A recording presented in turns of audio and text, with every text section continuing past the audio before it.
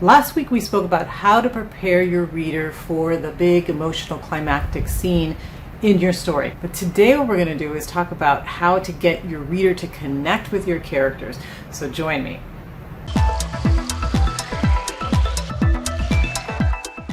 Welcome to the Julie Amante channel. If we're just meeting, I am Julie Amante. I am a women's fiction author, and today we are discussing emotions. We're continuing our discussion on emotions and how to write emotions well so that the readers will be drawn into your story, because readers are drawn in by emotions. We of course read for the story, and we read for characters, right? We read about characters, we like characters, and we want a good story, but we don't really care about the story unless we feel the emotions. That's really what readers are there for. They're there to feel emotion.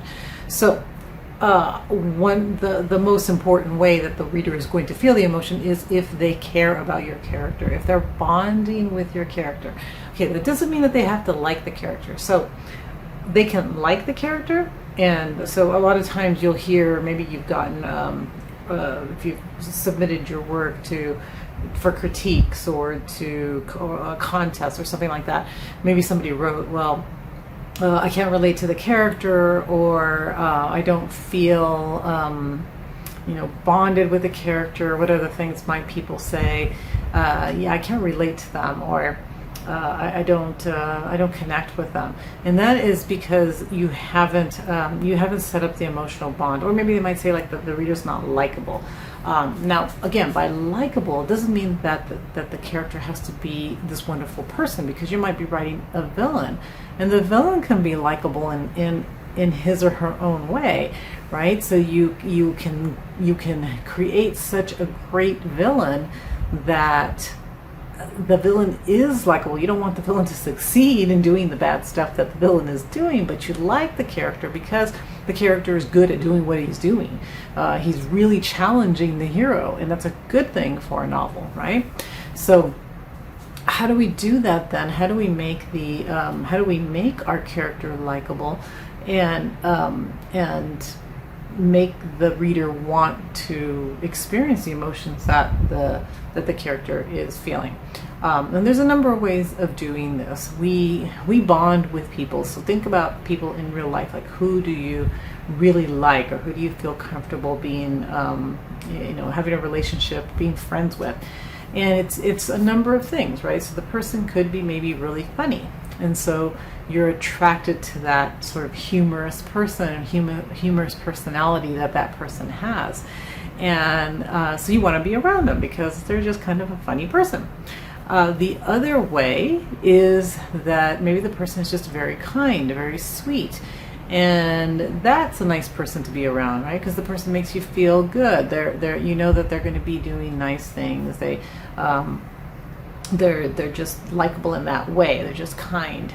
Another way that a person might be likable is they might just be very intelligent. So, but they're very clever. Like, you have a detective who really figures things out, really smart, and you're bonding with that person because you're like, okay, I like this person because they're really smart. They can figure things out, and I want to know how they're going to figure out this challenging thing. So think about real life and the people that you connect with and the things that you tend to like about a character. And you want to give your character some of these qualities. Okay, so if I have a very funny character, I have a very, maybe the character is also, a great parent. I gave the example last week of the movie Fatherhood. Well, one of the reasons we end up liking this guy and really feeling bad for him is, yes, he lost his wife, but he tries so hard to be a good dad, and he tries so hard to figure out how to take care of this little baby, and he's so frustrated in so many of the scenes, but he doesn't give up, right? He's there, and he's a great dad. So we love that, right? We love people that are kind to children and kind to animals. We tend to connect with those type of people. So think of the people in your life that you like, and what is it that you like about them? What are those traits? And see if you can give some of those traits to your characters, because that helps us bond emotionally to the characters. There are also other ways that you can make the reader bond with the character. So sometimes it's not like the likable stuff, but sometimes it's like this is the underdog. Maybe the person's a really grumpy person, and but you still tend to like them because they've had such a rough life, and you know that somewhere in there's a tender-hearted, loving person, and you bond with them. What was that movie? There was that Jack Nicholson movie, like, I don't know, it's so long ago now, maybe 15 years ago. But he had an issue. He was I don't know if he was like borderline autistic. I don't really remember exactly, but he had things like he had to do things. I think he was autistic because he had to do things, very, very high functioning. He did things certain ways. He had a hard time bonding with relationships, but you end up liking the guy because he does. Even though he's really mean, he says some really mean things to, like, his neighbor. He takes his dog at one point and he puts it down like the garbage disposal, or not the garbage disposal, the garbage chute, so that the dog goes down into the garbage. I don't know. He's a horrible person, right? And so you don't like him.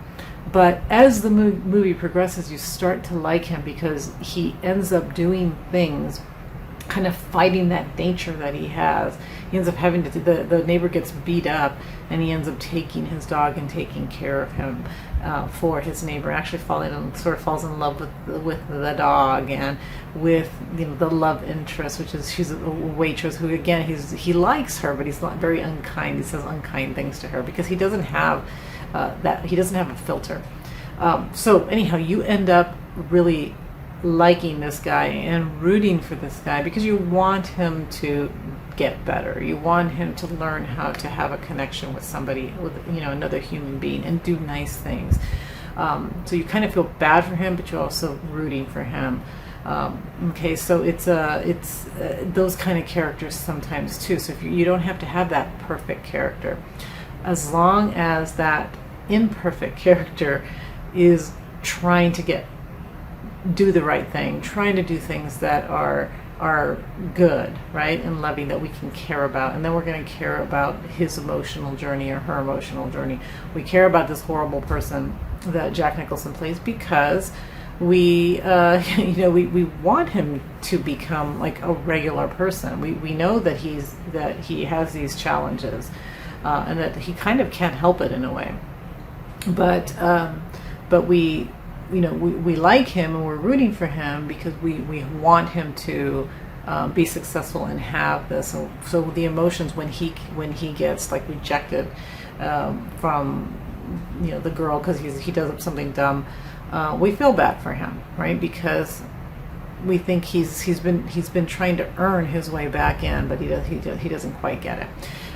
So in order for us to like characters, in order for us to bond with characters, we need to have that emotional connection. You need to do things in the book to make sure that your character is likable, whether he's a good guy or he's a villain. Okay, so add those traits to your character, and that will help us to relate to that person more, and then actually be able to feel those emotions that you as the writer want us to feel when things happen. When bad things happen to them, we'll feel bad. When good things happen, we'll feel good. So again, these are short videos that I'm making. So next week we'll continue talking about emotions and how to how to use these tactics to create better emotional moments in your novel. So join me again next Friday. If you like this video, don't forget to hit the like button and to share this video with others.